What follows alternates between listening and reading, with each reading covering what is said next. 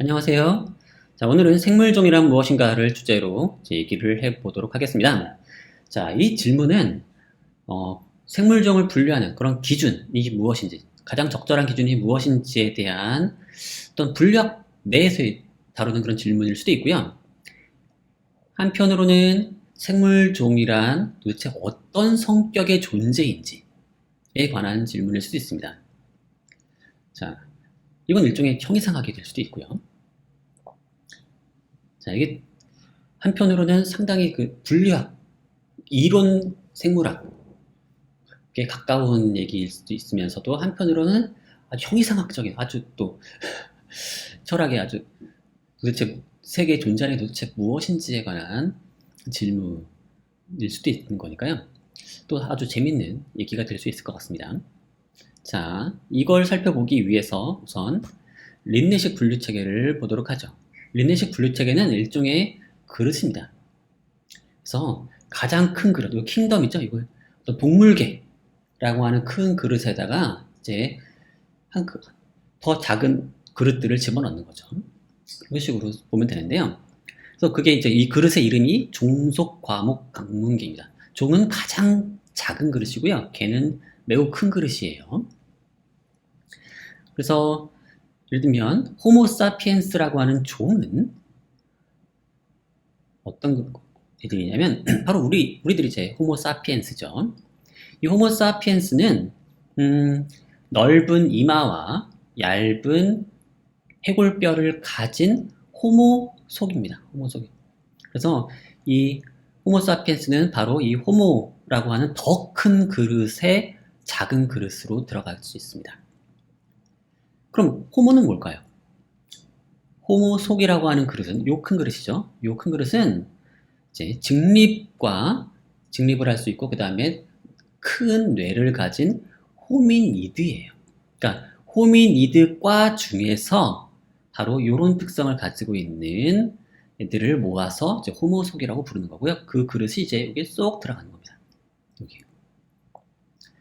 그리고 호미니드는 뭐냐? 호미니드는 약간 좀 평평한 얼굴과 3차원 시각을 가진 영장류예요. 그래서 영장류 목에 또 들어갑니다. 자, 이런 식으로 보면은 이제 한 그릇이 더 큰 그릇에 들어가면 이제 더 큰 그릇에는 나 말고도 다른 그릇들이 또 있는 거죠. 예를 들어서 호모사피엔스 종이라고 하는 그릇도 있지만 이 옆에 그릇, 이 그릇은 뭘까요? 누가 있죠? 예를 들면 뭐 네안데르탈인과 같은 게 들어갈 수가 있는 겁니다. 이제 호모사피엔스 종과 이제 경쟁했던 다른 종이자 이제 지금은 멸종한 그런 종이 이 다른 그릇에 들어가는 거죠. 물론 여기 논란거리가 좀 있습니다. 네안데르탈인이 과연 멸종한 거냐? 사실은 사피엔스와 사실은 교잡도 일어났던 걸로 이제 요즘에는 이제 해석을 하는 것 같은데요. 그러면 사실 이렇게 명쾌하게 다른 그릇으로 담기가 좀 애매하긴 한데 어쨌든 린네식 분류 체계는 그렇다는 겁니다. 그릇이 서로 겹치지 않아요. 그릇은 아주 다른 그릇과 완전히 이제 떨어져 있고요. 이 그릇은 이 그릇만 들어갑니다. 그래서 그 그릇은 완전히 위계적으로 종이라고 하는 그릇은 속에 들어가고 속이라는 그릇은 과에 들어가고 과의 그릇은 목에 들어가고 그래서 호미니드 과는 영장류 목에 들어가고요. 그래서 영장류 중에는 호미니드가 아닌 애들도 있죠. 뭐 침팬지라거나 아니면 그래서 여기 보면 여기 뭐 여기는 침팬지 여기는 고릴라 뭐 이런 식으로 넣을 수가 있는 거죠. 여기는 뭐 오랑우탄 이런 게 이제 영장류 목인 거죠. 여기는 이게 바로 이제 호미니드인 거고 이제 호미니드에 속한 여기 애들은 다 이제 멸종한 겁니다. 다 멸종했어요. 여기 다 멸종해서 우리 현재 남아있는 호미니드는 호모사피엔스밖에 없는 겁니다. 자, 그리고 영장류는 목은 포유류 강에 들어가고 포유류 강은 척삭동물문에 들어가고 얘는 또 동물계에 들어가고요. 이런 식으로 이제 위계적으로 잘 짜여진 그릇들의 이제 러시아 인형 같은 그런 겁니다. 러시아 인형이라고 하면 약간 좀 안 맞는 것 같다. 비유가. 네. 이렇게 보시면 되는데요. 자, 이런 관점은 유형적 관점이라고 볼 수 있어요. 종이라고 하는 건 일종의 집합인데요. 이 집합의 멤버, 유기체 X는 속성 P를 가지는 것으로 이제 이 멤버가 결정되는 거죠. 자, 그래서 이 속성 P는 뭐냐? 그 유형에 속한 모든 생물, 이 유기체 X가 모두 가진 그런 이제 모두가 가진 공통된 속성인 거죠. 그래서 한 유형에 속한 모든 생물들은 그 유형을 특징 짓는 속성들을 가지는 거죠. 그리고 이 종의 특징적인 속성들은 종의 본질이라고 부릅니다. 그래서 유형적 관점은 일종의 종 본질주의. 종마다 각각의 뭔가 본질이 있다. 그리고 이런 관점을 또 자연종 개념의 을 이용해서 얘기하기도 합니다. 자연종이라고 하는 건 그것의 어떤 본질적인 특성에 의해서 구분되는 애들인 거죠. 자, 예를 들어서 이게 사실 애매한 얘기이긴 하지만 이 사람을 특징 짓는 속성, 코끼리를 특징 짓는 속성, 사실 이것만 가지고는 안 될 것 같긴 한데 자, 이제 쉽게 넘어가기 위해서 이제 간략하게 씁니다. 사람, 두 발로 걷고 말을 함. 자, 이거를 이제 사람을 특징 짓는 이제 속성이라고 얘기할 수 있고요. 사람만 가지고 있고 사람이 아니면 가지지 않는 그런 특성이라고 쳐요. 코끼리는 큰 귀와 긴 코를 가집니다. 코끼리만 이런 특성을 가지고 있고 코끼리가 아니면 이런 특성을 가지고 있지 않아요. 이렇게 말할 수 있겠죠. 대충입니다. 그러면 이제 이런 특성을 가지고 있으면 그냥 사람인 거예요.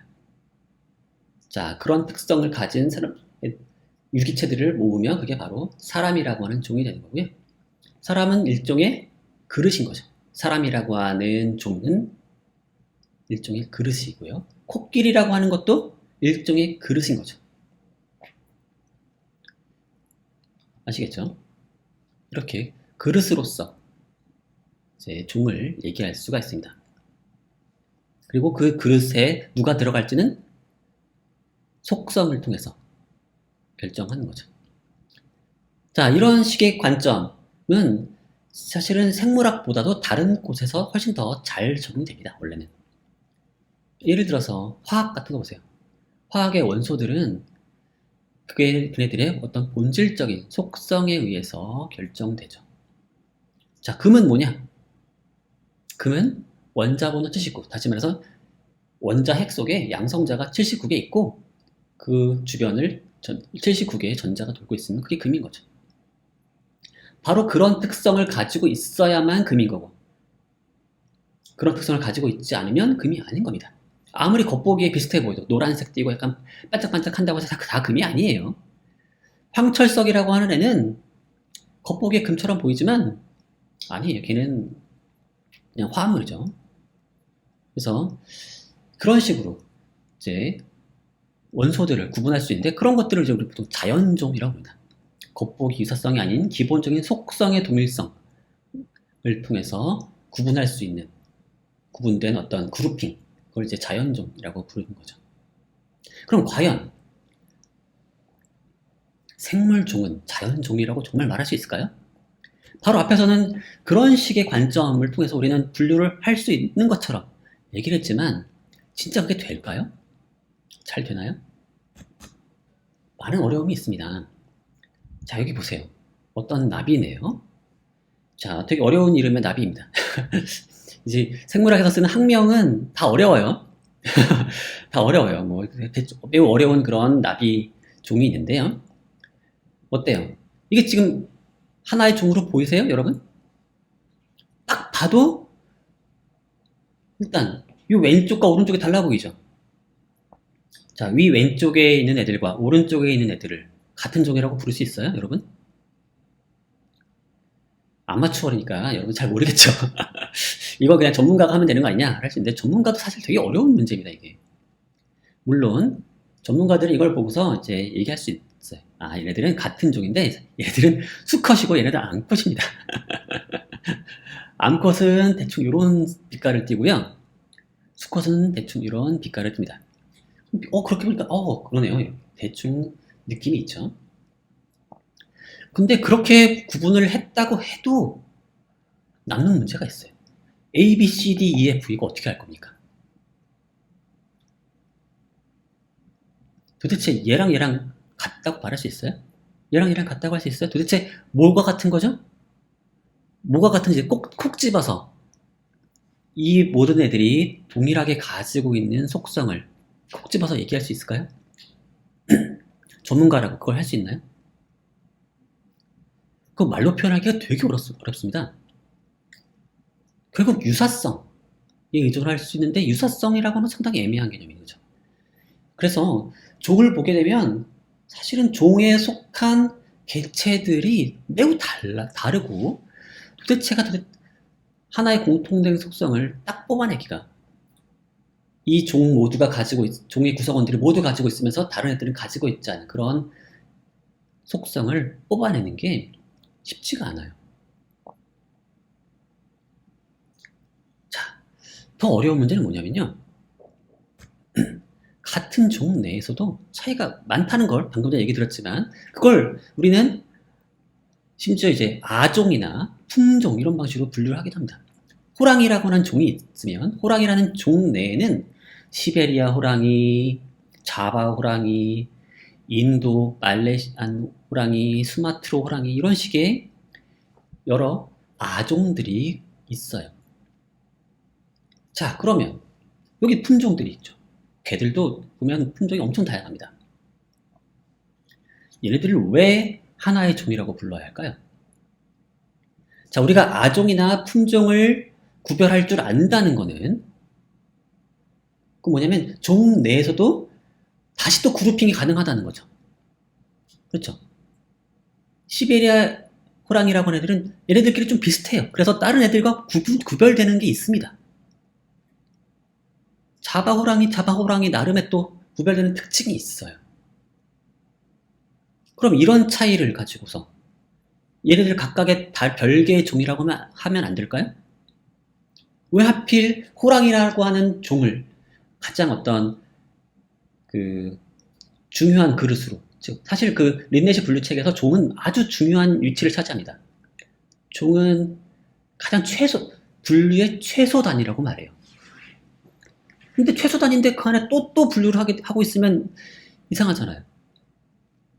최소 단위 속에 또 분류가 있다. 이상하지 않습니까? 최소 단위가 되려면 결국 시베리아 호랑이라는 종 따로, 카스피아 호랑이 따로, 자바 호랑이 따로 이렇게 해야 되는 거 아닐까요? 치어와 따로.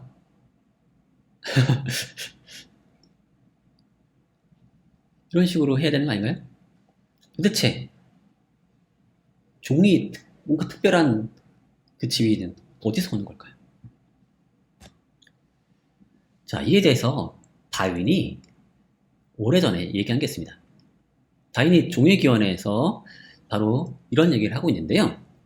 종, 아종, 변이 사이에는 분명한 경계선이 존재하지 않는다. 나는 종이라는 용어를 오로지 편의를 위해서로 흡사한 개체들의 집합에 임의로 부여한 용어로 본다. 그리고 종은 변이라는 용어와 본질적으로 다르지 않다는 겁니다. 자, 종 내에 사실 다 변이가 있죠. 여러분과 저는 다 변이에요, 변이. 그걸 이제 베리에이션, 다양성이라고 할 수 있죠. 종 내 구성원들은 다 달라요. 근데 그 다양한 변이들이 약간의 그룹핑이 될 수도 있는데 그걸 보통 아종이라고 부르죠. 또는 인간에 대해서는 뭐 인종 이런 걸로 얘기할 수 있는데 인종이 종은 아니죠. 보통은 그렇게 얘기합니다. 그런 식으로 뭔가 또 서브 그룹이 있을 수 있는 것처럼 보이지만 있는데 다윈이 보기에 그게 절대적인 뭔가 구분선이 있는 건 아니라는 거죠. 종, 아종, 변이 사이에 분명한 경계선은 존재하지 않고 그건 그냥 편의로 이름을 붙인 것뿐입니다. 인위적으로 그냥 우리가 편의로 이름을 붙인 거라는 겁니다. 임의로 부여한 용어다. 편의를 위해서. 종이라고 하는 게 자연에 뭔가 실제하는 단위가 아니라 그냥 비슷한 애들끼리 그냥 붙인 건데 비슷한 애들끼리 묶다 보면 어떤 애들은 종, 어떤 애들은 그냥 아종, 그냥 어떤 애들은 그냥 변이 그냥 이렇게만 부르고 있는 거고 거기에 뭐 특별한 의미를 부여할 수 없다는 겁니다. 종에다가. 그리고 이런 식으로 얘기하는 데는 아주 중요한 이유가 있습니다. 이게 뭐 근거 없이 하는 얘기가 아니에요. 왜 이런 얘기를 하느냐? 바로 진화 때문입니다. 진화. 진화를 위해서 변이는 필수적이에요. 진화가 일어나려면 일단 부모가 자식을 낳을 때 자식들이 다 달라요. 이런 식으로. 낳으면 얘네가 자식을 낳으면 하얀색, 회색, 좀 더 짙은 회색 이렇게 자식이 나와요. 자, 이런 식으로 변이가 있으면 환경에 더 적합한 애가 있겠죠. 또는 환경에 덜 적합한 애가 있어요. 그렇게 구분이 있으면 덜 적합한 애는 살아남지 못하거나 번식에 실패하고요. 적합한 애들이 살아남아서 또 자손을 남기죠. 그러다 보면 또 이제 자연에 부적합한 애들은 또 도태가 되고 적합한 애들만 또 살아남아서 자식을 남깁니다. 그래서 이렇게 됐더니 어떻게 돼요?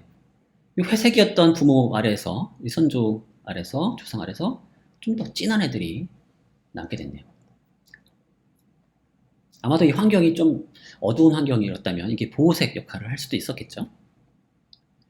자, 바로 진화를 위해서 변이는 필수적이고요. 그리고 실제로 전형적인 종에 속하는 개체군을 봤을 때 뭐 나비 아니면 뭐 인간 봐도 인간 내에서도 차이가 어마어마하게 많죠. 그래서 광범위한 유전적 변이가 존재합니다. 그래서 사실은 이럴 수가 있어요. 모든 개체가 꼭 갖고 있는 그런 애를 모두가 동일하게 갖고 있는 애를 모은다고 해서 이 종을 특징 지을 수가 없는 겁니다. 사실은 인간이라고 부르기 위해 필요한 유전적 변이의 어떤 조합을 사람들은 알지 못하고 있는 거죠. 유전적 변이. 이거 쉽게 말해서 이런 겁니다. 자, 어떤 사람은 A, B, C를 가지고 있고 어떤 사람들은 B, C, D를 가지고 있고 어떤 사람들은 C, D, A를 가지고 있어요.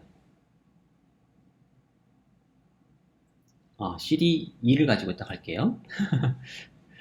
C, D, E를 가지고 있고 어떤 사람들은 D, E, A를 가지고 있다고 해보죠.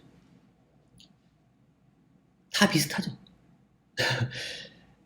얘는 얘랑 비슷하고요. 얘는 얘랑 비슷해요. 얘는 얘랑 비슷하고요. 그러나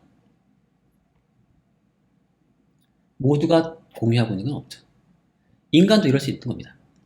물론 인간이 모두 공유하고 있는 유전자가 있을 수 있어요. 근데 그걸 다 모은다고 해서 인간이 되는 건 아니에요. 그럼 어쩌면 오히려 더 상위 분류군에 속하는 이제 영장류가 모두 가지고 있는 그런 애일 수도 있어요. 자, 어쨌든 그리고 더 중요한 이유가 하나 더 있습니다. 뭐냐면 바로 이건데요.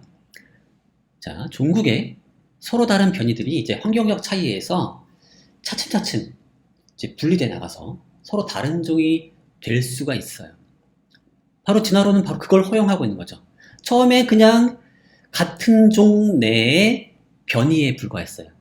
그런데 그 변이가 점점 다른 환경 속에서 점점점 분리된 방식으로 이제 적응해서 진화하다 보니까 그래서 요 애가 사실은 죽지 않고 만약에 다른 환경 속에서 얘는 살아남았다고 해보죠. 그러면 얘는 점점 그 환경에 적합한 방식으로 점점 진화해 나가겠죠.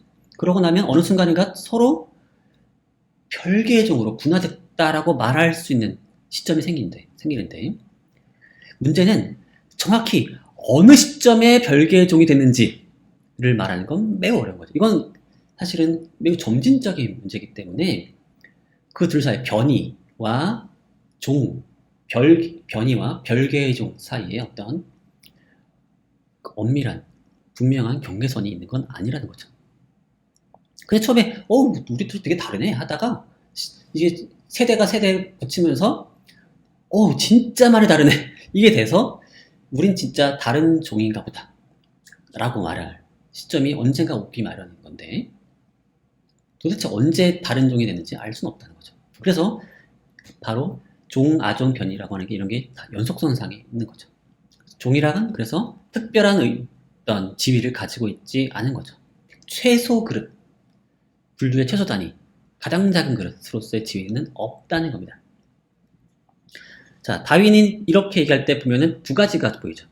점진적 변화를 강조하고 있고요.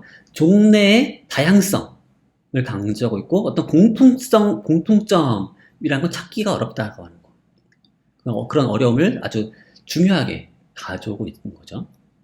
종은 매우 다양하고 종래의 개체들은 매우 다양하고 동일한 어떤 공통된 특성을 찾기가 어렵다. 두 번째는 그 다음에는 종이 변한다. 그래서 그런 종래 다양성이 종국에는 별개의 종이 되기도 한다. 근데 그건 별개의 종이도 아니다는 결국 임의적인 우리의 판단이라는 거죠, 인간의. 어때요? 받아들일 만한 얘기일까요? 자, 요즘 학자들은 모두 다윈의 진화론을 다 받아들이고 있죠. 하지만 다윈이 이런 식으로 종에 대해서 주장하는 것. 종은 그냥 인간이 편의를 위해서 부여한 용어다. 라고 하는 말에 대해서 좀 그건 너무 심한 거 아니냐? 라고 반응을 하는 사람들이 있습니다. 대표적으로 바로 이 에르스트 마이어라고 하는 생물학자인데요. 자, 이 사람도 다윈에게 동의하는 게 있어요. 하나의 종을 정의하는 공통된 형질은 존재할 수 없다. 이거 받아들입니다. 심지어 이게 막 시간에 따라 변하기도 하니까. 그렇죠? 종내에서도 다양하지만 공간적으로도 다양하지만 시간적으로 봐도 변할 수 있죠. 그래서 형질에 근거한 생물 분류는 임의적이라고 하는 다윈의 주장을 받아들이고 있는 거죠. 그러나 생물종은 임의적 묶음에 불과하다는 다윈의 생각은 거부합니다. 그러면 생물종은 임의적 묶음이 아니라면, 임의적이지 않다면 자연에 실제하는 무언가를 지금 반영하는 거라는 거죠. 어떻게 반영할 수 있을까요? 그게 바로 이제 에르스트 마이어의 생물학적 종 개념인데요. Biological Species Concept입니다. 이제 이런 생물학적 종 개념은 일종의 생식적 공동체 관점이라고 부를 수 있어요.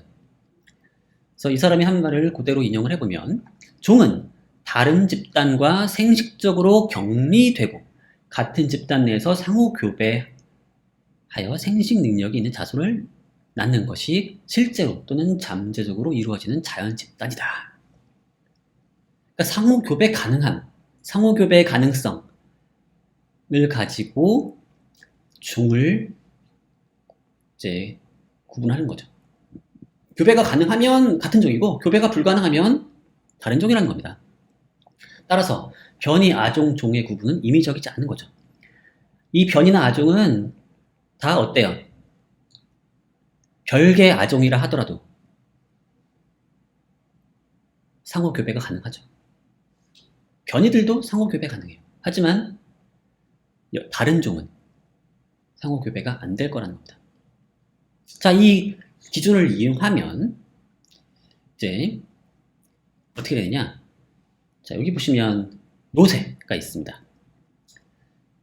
자, 노새는 당나귀와 말의 이제 잡종이죠. 당나귀와 말을 이제 상호 교배하면 노새가 생기는데, 문제는 노새가 불임이어서 이게 결국에는 이게 당나귀와 말이 하나의 생식적 공동체를 꾸리는데 실패합니다. 그래서 아무리 시간이 지나도 당나귀와 말은 섞이지 못해요. 그러니까 당나귀와 말은 별개의 종입니다. 자, 그래서 아까 상호교배 가능성이라고 제가 기준을 얘기했지만, 그 상호교배는 그거를 좀 더 분명히 하자면, 상호교배하여 생식 가능한, 생식 능력 있는 자손을 낳는 것까지 나와야지 진정한 의미에서 상호교배 가능한 거죠. 그런 의미에서 당나귀와 말은 뭐예요? 별개의 종이 되는 거죠. 그렇다면 앞에서 봤던 호랑이들 어때요? 수마트라 호랑이, 자바 호랑이, 시베리아 호랑이, 얘들은 다 상호교배 가능하기 때문에 하나의 종이 되는 거고요. 개들도 마찬가지고요. 그렇다는 겁니다. 물론 여러 가지 애매한 점들이 있긴 있지만 그렇게 된다는 겁니다. 자, 근데 이 생식적 공동체 관점을 이용해서 종을 분류하려고 하면은 몇 가지 문제가 있어요. 첫 번째는 이 관점은 무성생식을 하는 생명체에겐 적용이 안 돼요. 무성생식을 하는 생명체는 애초에 서로 상호 교배를 안 하잖아요. 그러면 서로 다 별개의 종일 걸까요? 그러니까 이걸 예를 들면 박테리아, 우리가 뭐 무슨 박테리아라고 이름 붙인 애들은 사실은 우리가 생물학자들의 필요에 의해서 분류가 필요합니다. 근데 생식적 공동체 관점을 이용하면 모든 객체들이 별개의 종이 돼버려요. 이건 좀 쓸모가 없죠. 그래서 쓸 수가 없고요. 또 멸종한 생명체 종분류에도 적용이 어렵습니다. 멸종한 생명체들끼리 서로 얘네들이 교배가 가능했는지 알 수가 없어요. 그래서 쓸 수가 없죠. 그래서 쓸모가 한계가 있는 거죠. 그 다음에 그 상호 교배를 하는 현재 살고 있는 생명체라 하더라도 쓰는데 어려움이 있는 경우들이 있습니다. 예를 들어서 생식적 격리가 불완전한 경우들이 사실 되게 많아요. 자, 앞에서 상호교배 가능성을 가지고 종을 분류할 수 있다고 얘기했지만 이게 가능성이란 말이 상당히 애매합니다. 상호교배가 실제로는 거의 이루어지지 않아요. 둘이 암컷과 수컷이 서로 좋아하지 않아서 서로 짝짓기를 할 마음이 없어요.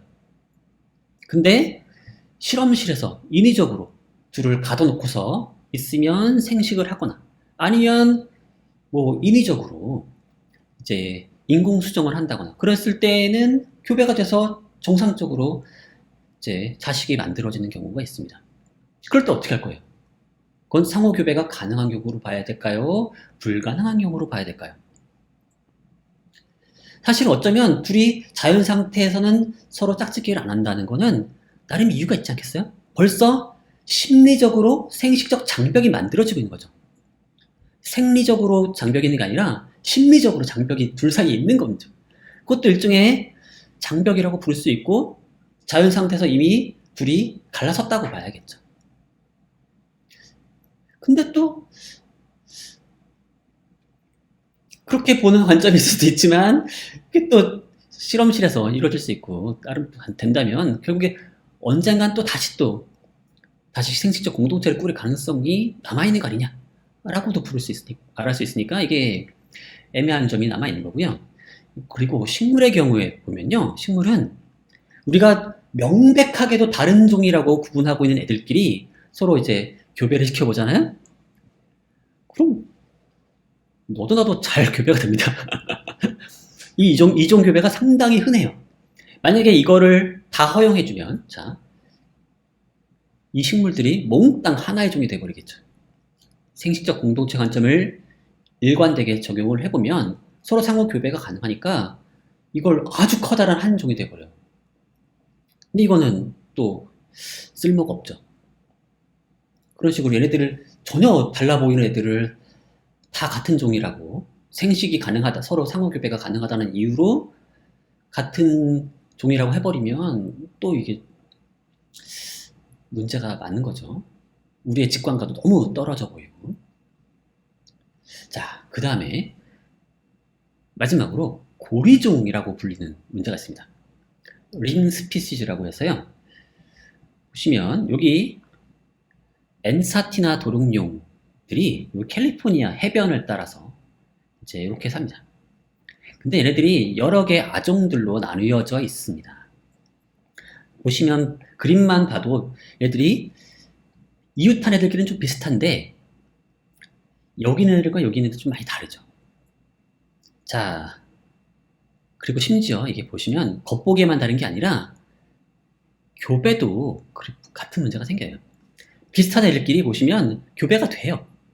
이웃한 애들끼리 교배가 됩니다. 이웃한 개체군 사이에서 교배가 되는데 이웃한 개체군 사이에서 교배가 되지만 먼 개체군 사이에서는 교배가 안 되는 그런 문제가 발생합니다. 자, 그렇다면 이건 과연 같은 종이라고 불러야 될까요? 다른 종이라고 불러야 될까요? 자, 논리적으로 한번 따져보세요. A와 B가 상호교배 가능해요. 그 다음에 B와 C가 상호교배 가능해요. 그 다음에 C와 D가 상호교배 가능해요.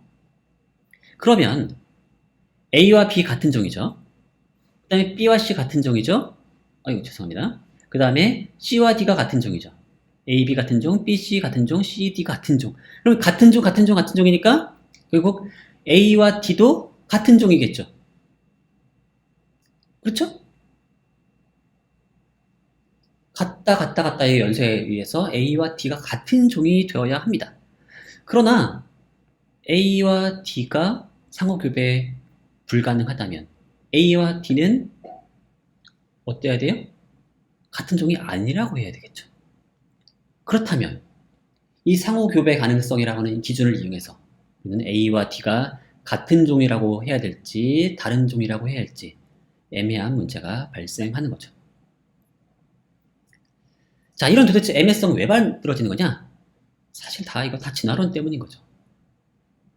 진화론에 따르면 모든 변화는 다 점진적이에요. 그래서 가만 보시면 이렇게 되는 이유가 있어요. 생활 환경이 달라서 그런 겁니다. 서식지가. 원래는 아마도 이 도롱뇽은 요 위쪽 지역에서 맨 처음에 살았을 가능성이 높아요. 근데 점차 서식지를 넓혀갔어요. 근데 한쪽은 해변을 따라서 서식지를 넓혀가고 다른 쪽 애들은 육지를 따라서 건너갑니다. 근데 요 사이에 높은 산이 있어서 건너갈 수가 없어요.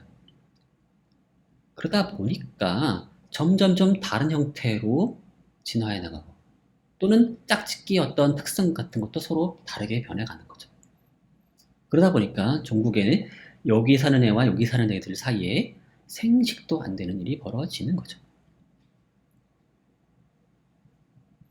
결국 생식적 격리 역시도 이러한 애매성의 문제로부터 벗어날 수가 없다는 겁니다.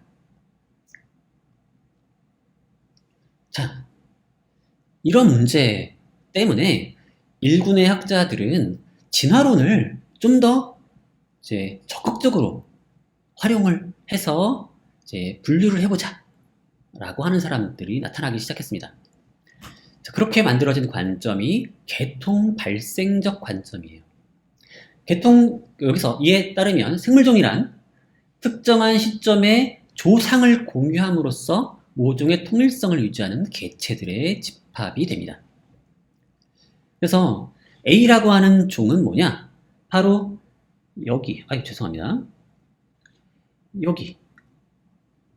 얘를 조상으로 하는 거죠. 얘의 자손들이 모두 A라고 하는 종이 되는 겁니다. 그 다음에 B라고 하는 종은 뭐냐? B라고 하는 종은 점점 이렇게 생명의 나무가 갈라지듯이 갈라지는 건데, 족보를 그리면서 갈라지는 건데, B라고 하는 종은 결국 여기, 요 조상을 공유하는 B의 애들을 부모를 거슬러 올라가면 결국 얘를 만나는 거죠. 얘를 조상으로 가지는 그런 집단이 결국 B라는 종이 되고, C라는 종은 뭐냐? 바로 여기. 얘 조상을 공유하는 개체들의 집합이 바로 C라는 종이 되는 거죠. 자, 그래서 여기서 개통 발생적 종 개념이 나타나게 되는데요. 개통 발생적 종 개념에 따르면 종은 생명의 나무가 분기될 때마다 생성되는 작은 나뭇가지가 됩니다. 그래서 이렇게 가지가 분기됐잖아요. 그래서 여기가 하나의 나뭇가지죠. 여기 나뭇가지잖아요. 여기 하나의 종이고, 여기 하나의 종이고, 여기 하나의 종이 되는 거죠. 물론 이 나뭇가지를 해석하는 데 있어서 약간의 논쟁이 있습니다. 두 가지 버전이 있는데 대표적으로 보시면 A 버전에 따르면 종 분화할 때마다 원래의 종이 멸종을 해요. 그래서 1번 종이 이 시점에 멸종을 하고 분화하는 순간 두 개의 새로운 종이 탄생을 하는 겁니다. 그래서 2번 종과 3번 종이 탄생을 해요.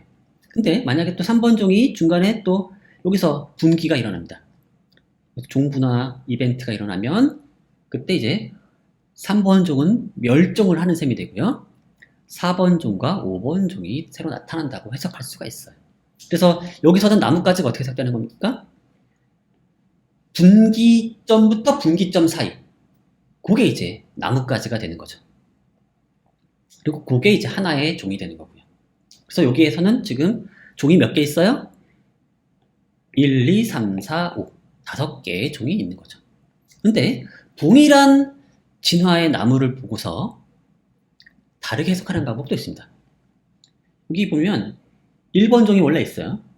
1번 종이 있는데 분기를 할 때 1번 종은 그대로 유지된 채 새로운 종이 새로 생성됐다라고 하는 거죠. 그래서 1번 종은 계속 유지되는 동안 2번 종이 한 번 생성이 되고요. 또 여기서 분화가 일어날 때 1번 종은 그대로 유지된 채 3번 종이 이제 새로 생성되는 거죠. 그래서 1번 종은 저 옛날부터 계속 지금까지 살아있고 2번 종은 이 시점에서 태어나고 3번 종은 제일 늦게 태어난 거죠. 자, 실제로 일어난 일은 똑같습니다. 근데 이거를 해석에 따라서 A처럼 해석할 수도 있고 B처럼 해석할 수도 있습니다. 나름 장단점이 있어요. 자, 1번에서는 종 분화가 있기만 하면 무조건 이제 새 종이 나타나는 걸로 해석하니까 기계적으로 간단합니다. 사실은 이쪽이 얘를 계승하는지 2번이 1번을 계승하는 건지 3번이 얘를 계승하는 건지를 얘의 연속성을 가지고 있는 건지를 우리가 판단할 필요가 없어요. 그걸 판단하려면 사실은 유사성을 막 봐야겠죠. 결국에 그런 거 아니겠습니까? 종 분화가 일어나는데 도대체 어느 자식이 부모를 더 닮았냐? 그거 따져야 되지 않겠어요?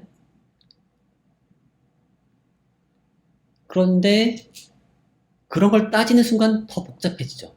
더 골치가 아파지는 거예요. 그렇기 때문에 그걸 따지지 않고 그냥 분기만 일어나면 무조건 원래의 종이 죽고 새 종 2개가 만들어졌다고 기계적으로 이제 해석을 해버리는 거죠. 그게 아주 간편하다는 장점이 있는 겁니다. 근데 단점도 있어요.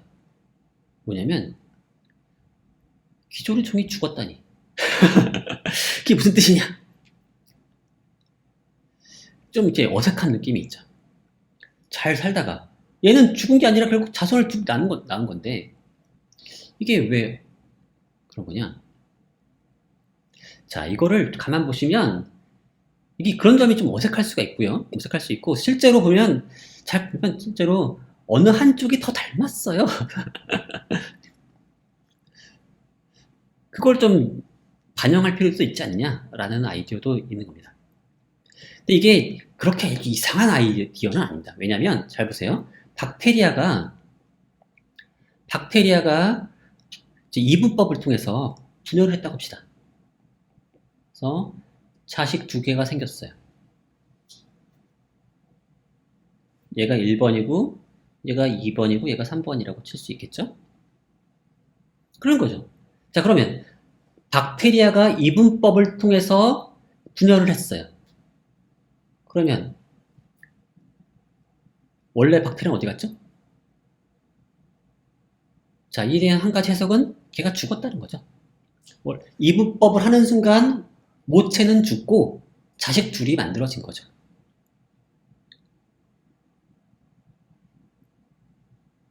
야, 그럼 참 신기하죠? 근데 실제로 그렇게 해석할 수밖에 없지 않습니까? 물론 다른 해석도 가능합니다. 뭐냐면 원래 모체가 이제 이분법으로 분열을 할 때 그 중에 하나는 모체에 가깝고 하나가 자식에 가깝다. 이렇게 해석할 수도 있긴 있습니다. 근데 그게 이제 좀 골치 아픈 문제가 좀 있죠. 그렇게 해석하려면 도대체 누가 원래를 그러면 계속 이분법을 통해서 계속 분열하는 순간 하면 어떤 박테리아는 영생을 하는 건가요? 글쎄요.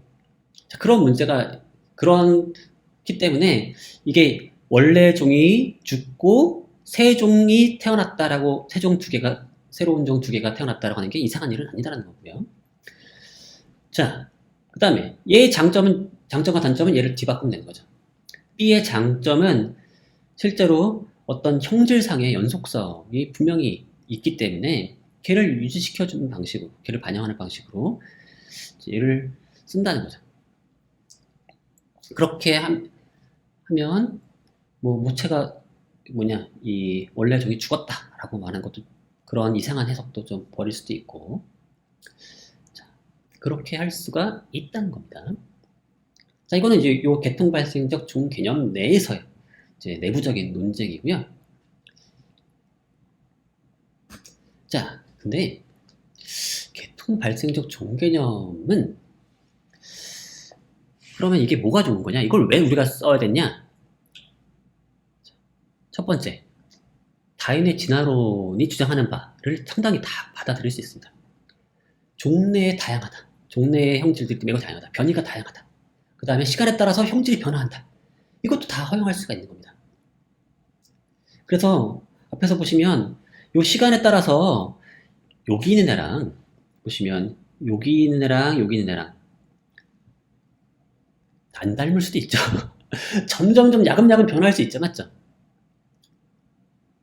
그렇더라도 그게 큰 문제가 안 돼요. 여기서는 얘와 얘를 같은 종이라고 부르는 게 전혀 문제가 되지 않습니다. 이 개통 발생적 종 개념 내에서는 그냥 아직 분화하지 않았기 때문에 네, 같은 종이다 라고만 하면 되는 거예요. 얘는 그냥 여전히 얘 부모 조상을 공유하고 있으니까 한 종이다 라고 하면 그만인 겁니다. 그래서 종내 다양성과 시간에 따른 형질 변화를 다 포용할 수 있다는 장점이 있고요. 또 종내 불임 개체에도 적용할 수가 있어요. 예를 들면 일개미는 자식을 낳지 않습니다. 그러면 생식적 공동체 관점에서 적용하더라도 일개미는 좀 문제가 있죠. 일개미는 애초에 다른 개미들과 상호 교배 불가능하니까 얘는 도대체 어디에 넣어야 되느냐 이런 문제가 생길 수가 있는데, 개통 발생적 종 개념에서는 그거를 이제 일개미의 부모, 조상을 이용해서 일개미와 또 이제 여왕개미와 그 외 다른 이제 그 개미 집단을 구성하는 걔네들을 모두 하나의 종으로 해석할 수가 있죠. 걔네들은 왜 하나의 종이냐? 조상을 공유하기 때문이다 라고 하면 되는 거죠. 그리고 무성생식을 하는 생명체와 멸종한 생명체에도 다 쓸 수가 있어요. 멸종한 생명체의 결국을 분류하는 가장 중요한 방법, 바로 이 개통 발생적인 방법인 거죠. 무성생식을 하는 생명체도 결국 이제 그 분기를 통해서 이제 해석할 수가 있죠. 근데 문제는 이 종의 개수를 어떻게 따져야 되냐가 생명의 나무의 해상도에 의존한다는 겁니다. 생명의 나무를 좀 멀리서 보면 나무가 분기를 좀 덜하는 건데, 얘를 자세히 보면은 아주 엄청나게 많은 분기를 합니다. 그래서 멀리서 보면은 얘가 이렇게 보였는데요. 가까이서 보니까 여기 이런 애들이 또 있었던 거예요.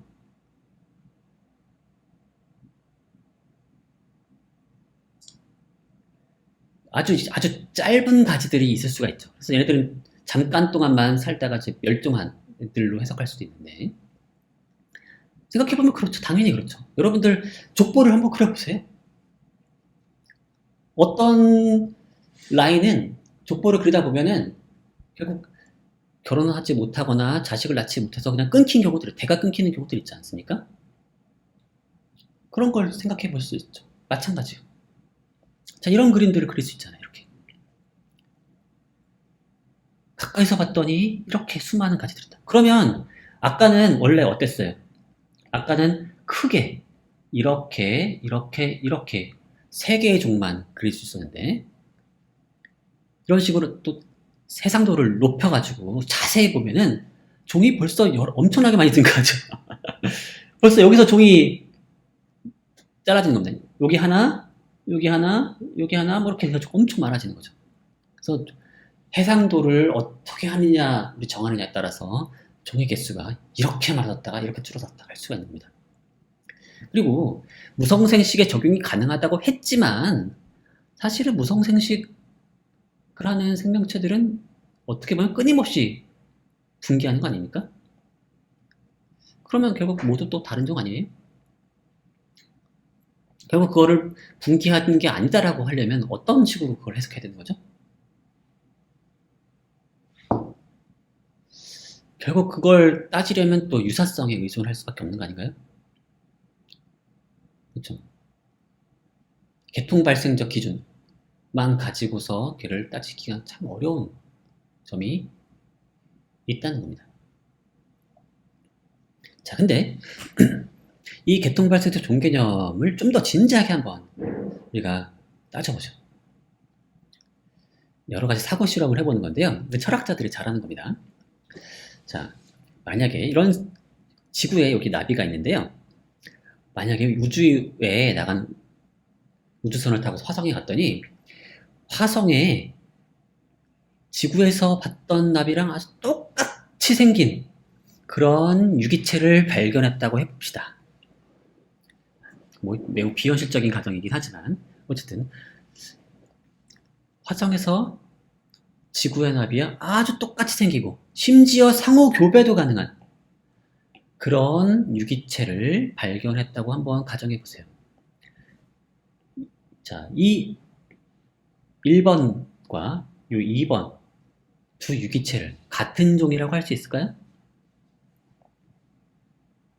같은 종이라고 말하려면 무슨 기준이 필요해요? 조상을 공유해야 되겠죠. 근데 계통 발생적 종개념에 따르면 그러니까 조상을 공유해야 되는데 지구의 나비랑 화성에서 발견된 이 유기체랑 조상을 공유했겠습니까? 그럴 수가 없죠. 따라서 계통 발생적 종개념에 따르면 두 유기체는 다른 종이어야 하는 거죠. 자, 이번엔 두 번째로 멸종한 종과 똑같은 유기체를 우리가 완전히 인공적인 방식으로 합성했다고 한번 해보자. 그러면 이렇게 합성을 통해서 만들어낸 새로운 유기체를 과거에 멸종한 종과 같은 종이라고 말할 수 있을까요? 문제는 좀 인공적으로 합성했다라고 하는 거의 그 개념인데요. 인공적으로 합성한 새로운 유기체는 부모가 없죠. 그렇죠? 부모가 없잖아요. 다시 말해서 조상을 공유했다고 말할 수가 없는 거 아닌가요? 물론 이제 합성 방식에 따라서 이제 뭐 DNA를 이용하고 그러면 뭔가 그 부모를 합성한 것처럼 부모를 이용한 것처럼 볼 수도 있겠지만은 뭐 그냥 아주 더 가상의 실험을 이제 만들기 위해서 부모의 그 DNA를 이용하지 않고서 그냥 만들었다고 한번 생각해 보죠. 그렇다면 과연 그 새 유기체가 과거의 그 멸종한 종과 같은 종이라고 말할 수 있을까요? 그럴 수가 없지 않겠어요? 자, 이게 계통 발생적 종 개념을 우리가 받아들이고 나면 따라 나오는 귀결들인 거죠. 이 귀결에 따르면 어때요? 겉보기에 똑같은, 심지어 상호 교배 가능성, 이런 거는 전혀 같은 종인지 아닌지를 따지는 그런 판단하는 기준이 되지 못하고 오로지 조상을 공유하느냐만 보게 되는데 그렇게 되면 약간 좀 반직관적인 귀결들이 나타나게 되는 거죠. 자, 이런 문제 상황에서 제가 생물종의 존재론적인 성격에 관한 문제를 한번 짚어보려고 합니다. 자, 크게 두 가지를 얘기할 수 있어요. 종은 일종의 유형이다 라는 거고요. 종은 일종의 개체다 라는 겁니다. 생물종은 유형으로 따질 때는 생물종이란 유기체들을 묶는 추상적인 원리 또는 집합 이런 겁니다. 종 자체는 시공간을 차지하지 않아요. 종의 구성원이 되는 유기체들이 시공간을 차지하는 거죠. 자, 제가 이 현 시점에 이 공간, 이 연구실에 제가 앉아 있는 거죠. 제가 시공간을 차지하고 있는 겁니다. 인간은 시공간을 차지하지 않죠. 인간은 단지 추상적인 원리인 거죠. 추상적인 그릇. 추상적인 그릇이에요. 추상적인 그릇은 시공간을 차지하지 않습니다. 그래서 이거를 약간의 유비를 하자면 유기체와 종 사이의 관계. 유기체가 종에 속하죠. 이건 원소 대 집합 사이의 관계로 볼 수 있고, 이거 유형으로서 본다는 거는 원소가 집합의 구성원이 되는 그 조건이 일종의 속성으로 제한되어 있는 거죠. P라고 하는 속성을 만족하는 그런 개체들이 이제 집합의 구성원이 된다라는 식인 거죠. 조건제시법을 생각하시면 됩니다. 원소나열법 말고. 그래서 종의 원소는 시공간적으로 제한되어 있지가 않습니다. 이게 무슨 말이냐면 이 특성, 속성만 만족하면 그 종의 원소예요. 언제 어디서 발견되든 이 조건만 만족하면 그 집합에 넣을 수가 있는 거죠. 예를 들어서 이제 화학 원소 같은 경우 금을 보세요. 금을 무엇이 금인지 아닌지는 무엇에만 의존하느냐? 걔의 본질적 속성. 원자번호 79번이라고 하는 본질적 속성에만 의존해요. 그래서 제가 그 금을 우주상에서 발견했든 아니면 지구 땅속에서 발견했든 그건 아무 상관없는 거죠.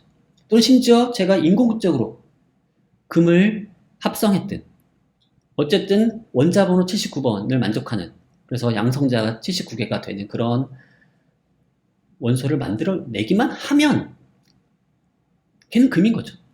다른 건 아무런 상관이 없어요. 그쵸? 그래서 이 집합의 범위가 시공간에 제한이 돼 있지 않은 거죠. 그런 의미에서도 이제 종 자체는 시공간을 차지하지 않는 그런 추상적인 원리라는 얘기가 되는 거고요.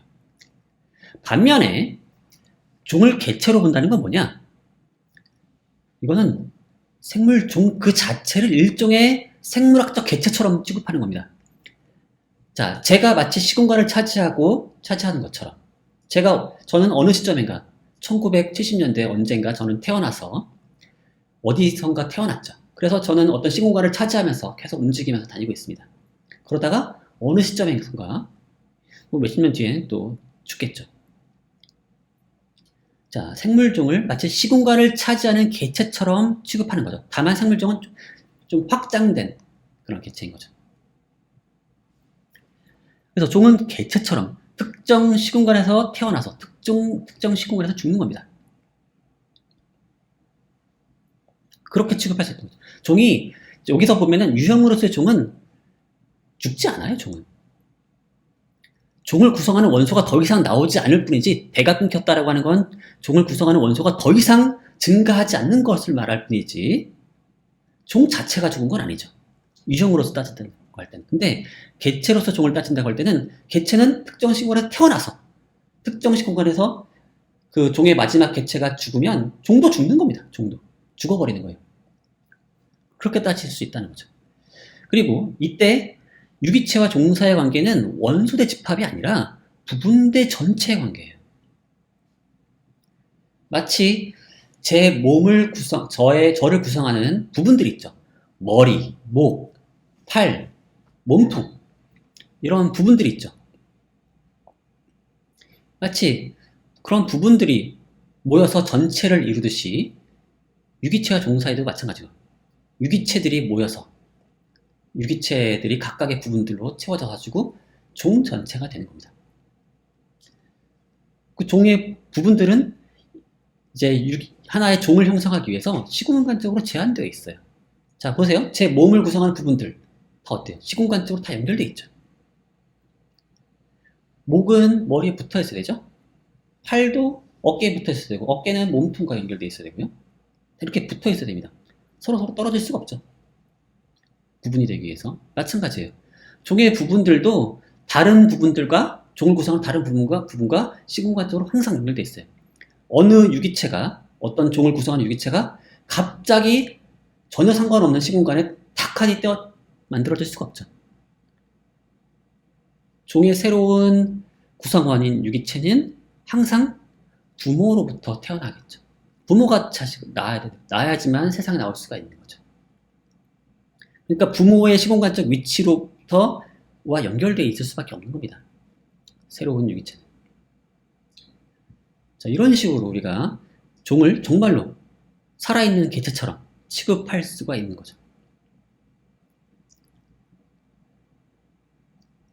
그렇게 되면 마치 이렇게 본다는 건데요. 유형으로서 본다는 건 이렇게 그릇으로 보는 거죠. 추상적인 그릇이에요. 반면에 개체로서 종을 취급한다는 거는, 자, 이 C라고 하는 종은 바로 이 C를 구성하는 유기체들을 모아서 이걸 모두 모은 게 이제 C라고 하는 종인 거죠.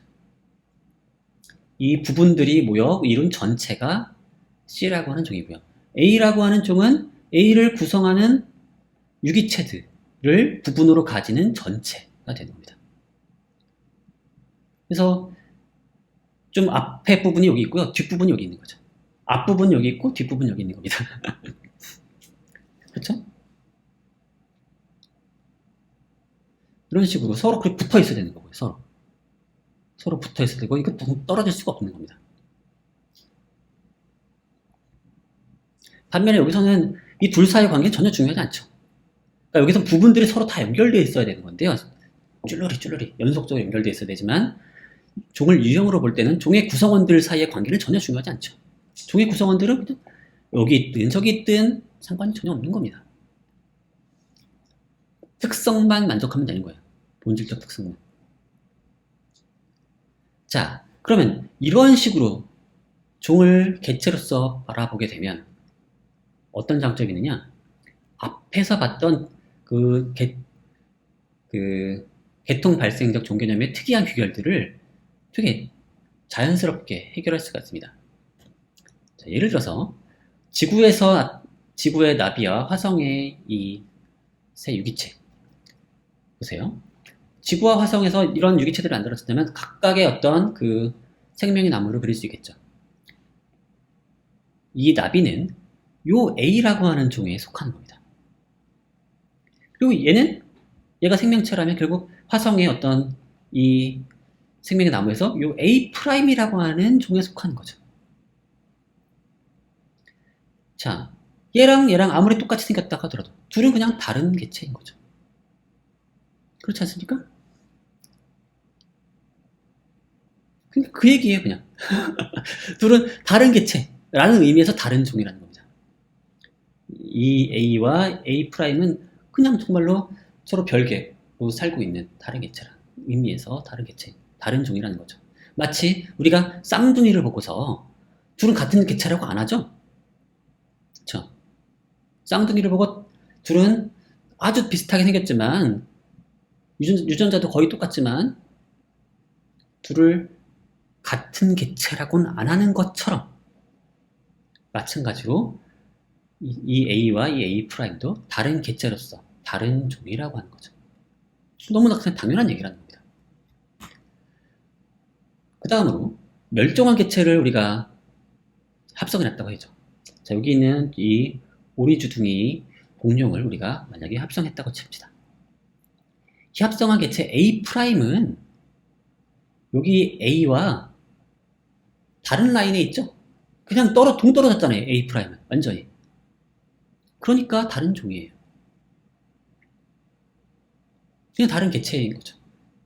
여기는 A는 여기서 태어나서 여기서 죽었어요. 이미 죽었습니다. 죽은 애를 어떻게 되살려요? 한 번 죽은 개체는 되살릴 수 없듯이 한 번 멸종했으면 우리가 그것과 아주 똑같은 애를 합성했다고 해서 걔를 원래의 이 연속된 이 연쇄의 하나로 말할 수는 없다는 겁니다. 우리가 한 번 죽은 개체를 되살릴 수 없는 것처럼 똑같이 종에 대해서도 마찬가지 얘기를 할 수가 있는 거죠.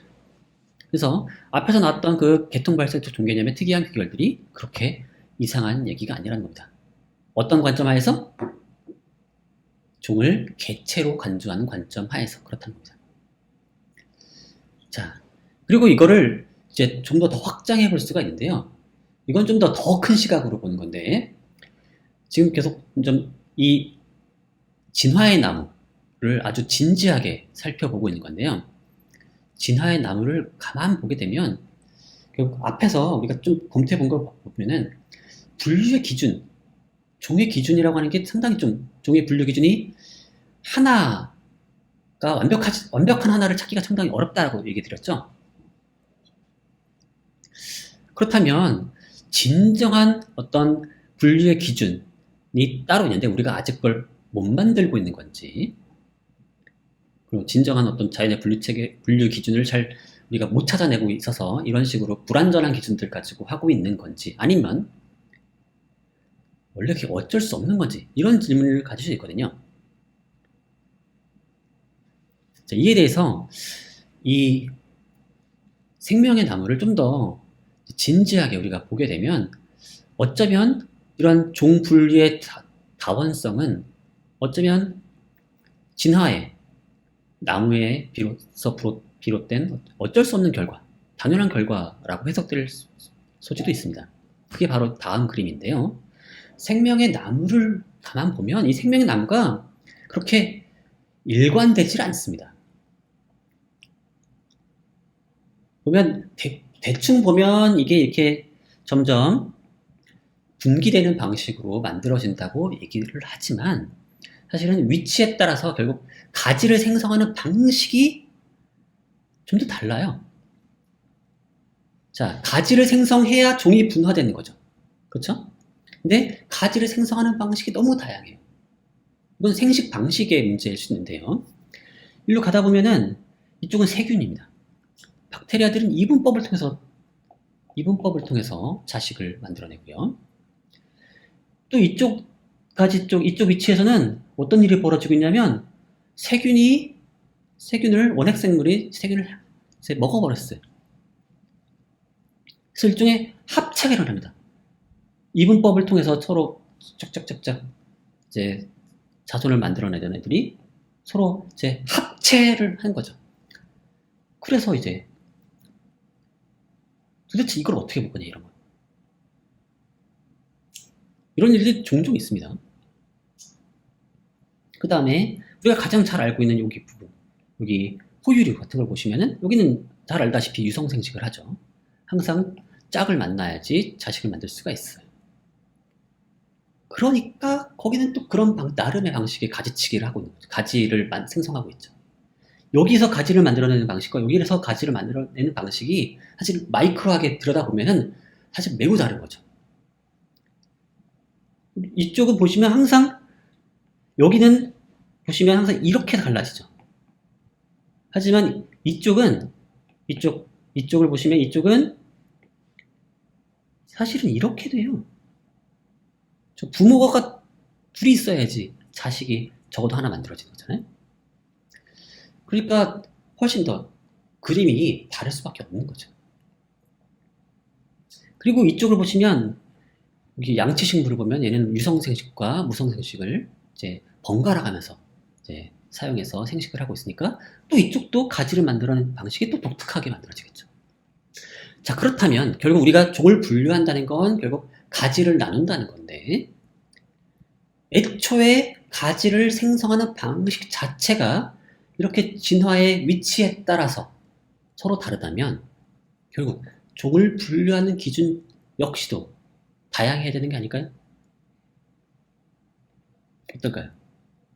따라서 이에 따르면 단 하나의 종 분류 기준, 단 하나의 종 개념이라고 하는 게 어쩌면 없을 수도 있다 라고 우리는 생각할 수도 있는 거죠. 자, 그러면 오늘은 여기까지 하도록 하겠습니다. 모두 감사합니다.